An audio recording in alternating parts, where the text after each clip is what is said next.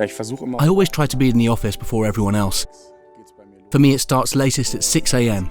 That's the only time I can really clear my head and have no distractions, where I can think things through, where I have a chance to keep an eye on the big picture.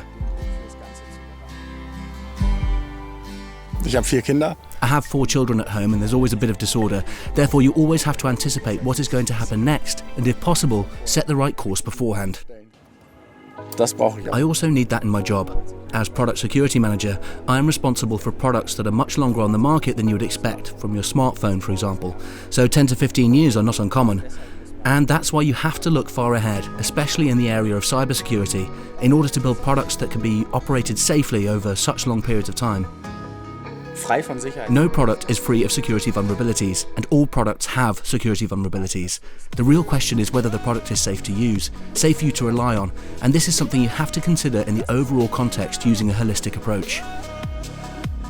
We at Dräger take cybersecurity very seriously, and we consider cybersecurity from the beginning of the development process.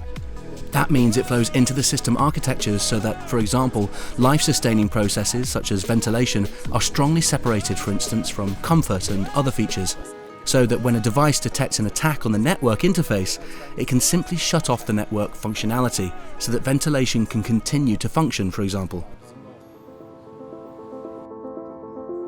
There are security gaps that remain unintentionally in the systems despite all the processes, and of course it's best to find them before the systems come onto the market. This is why we organise an internal competition once a year and put a selection of our devices in one room, so that everybody who understands anything about security, or even thinks they understand something about it and want to try out the products, can creatively go on the search for mistakes, which can be security gaps, for example. Since the whole thing is not just about friendly competition, we also approach this topic professionally. For this, we have introduced and recently made mandatory the performance of professional and independent penetration tests at the end of the product development process. A professional penetration test is a test where we give our devices to an external testing lab, where hackers sit not doing anything else than hacking products.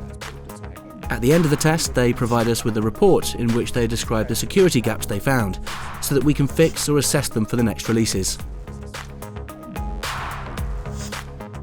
Cybersecurity is a very important topic for us that we look at carefully throughout the entire development process. For this purpose, we have our own security team that takes care of exactly this process, so that developers are trained and educated to make the architecture secure and to reduce the likelihood of security-relevant mistakes in the development. Since no 2 products are the same, we have a product security engineer assigned to each product and put all important information in a white paper so customers can read more about it.